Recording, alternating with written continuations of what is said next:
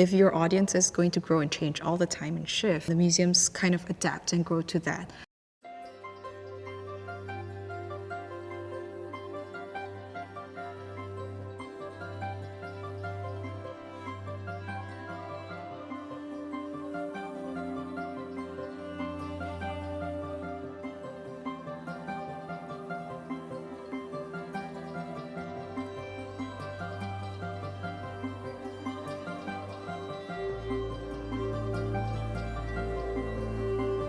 I am Nicola from the National Heritage Board, and I'm on the International and Museum Relations team. So what we do is we actually oversee our Museum Roundtable. Museum Roundtable is actually a network of about 60 museums. We actually create platforms where museums could come on board and collaborate with each other and essentially exchange ideas. And what we do is to try and bring all of these museums together.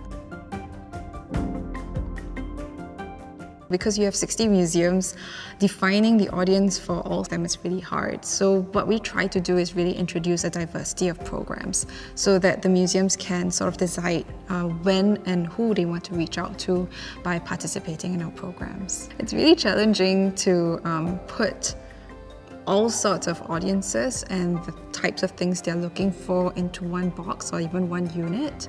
At the same time, we do have our museum stakeholders as well, and if you're talking about the kinds of relationships they have with their communities, you're going to see a very different picture, what it looks like from a larger museum to a smaller museum to a mid-range one. Maybe the best part of it is that we don't really have to tell the museums that, you know, hey, we are looking at this particular museum segment or we're looking at this particular audience.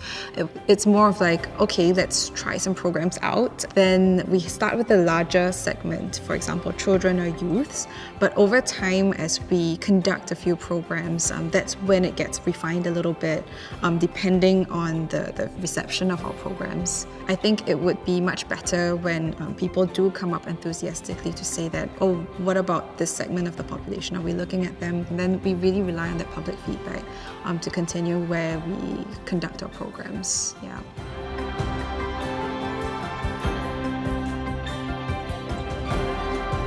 For users specifically, we're talking about how do they actually experience the programs.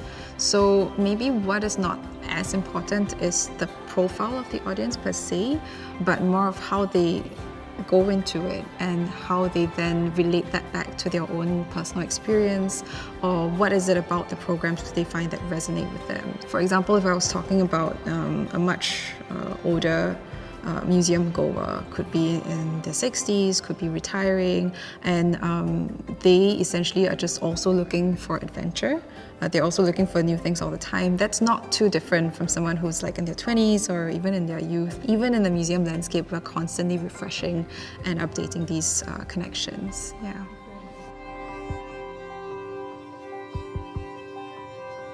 Yeah, I think in the past, what is really popular is really these giant festivals, exhibitions where you could have large installations sprawl on the lawn and people could really walk in and have that wow factor to say that, oh my goodness, you know, there's something going on here, let me check out the hype and things like that. With restrictions now, you know, we can't maybe look at a physical launch per se.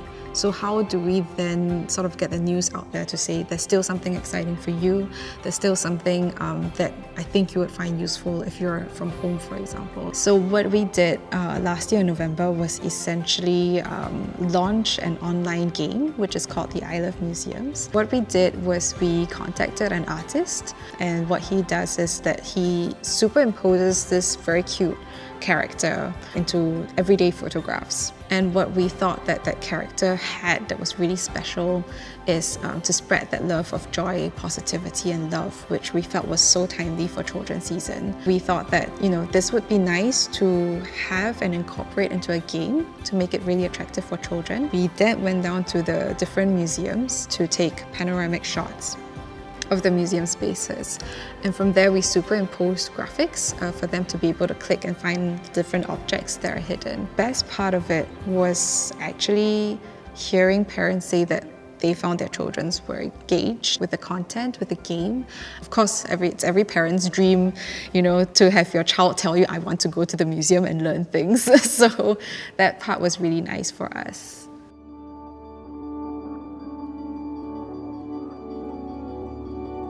We intended it originally for children, but we also found that, because parents had to be involved, it then grew into something where parents and children had a conversation about the games that they were playing. The character itself resonated with older children or even young adults and teenagers. And that part was interesting to us because a lot of them, know about the character through Instagram and social media. And then we decided, okay, so it seems like these games are also attracting a different audience segment, and they responded to the game very differently. So how do we also engage with them and see, how that interactive experience changed? Hopefully that sort of informs the way we do programs in the future. We might be looking at how to promote intergenerational interactions as opposed to just focusing on an in-silo group of audiences, which was just the children. It's a matter of how responsive we can be to the environment around us.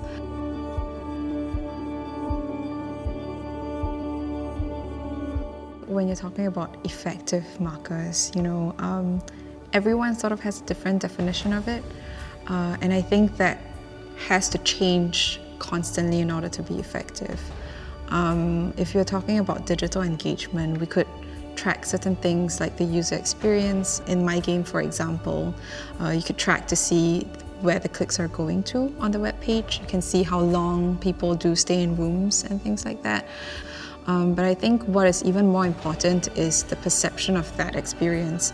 So when we are talking about our feedback forms, we are constantly asking our users, do let us know, do share, what is your experience going to this? Because they could tell you, quantitatively with words, what was it like playing the game? So it's about being that really open channel where people can give honest, hopefully constructive feedback, and we take that all in. Yeah.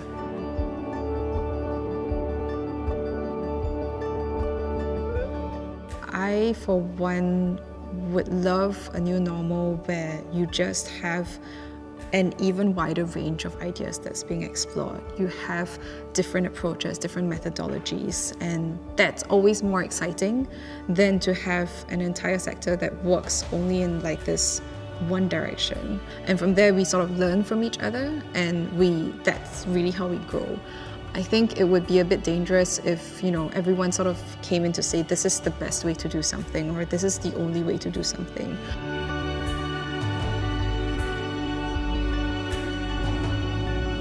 I think appreciate the different kind of perspectives you are going to get, and also appreciate change. You might not be able to capture everything you set out to, and that is completely fine. I think it's more important to actually try to do it. So, whenever you go into a program, you maybe have an idea of what kind of audience you're looking at, how you want your program to resonate with them. Beyond that program itself, as you're done with it, what is the feedback you get? And how do you then incorporate this internally and internalize it to then inform your next program? And that hopefully starts us growing that relationship, not only with the audiences, but also with our own museums as well.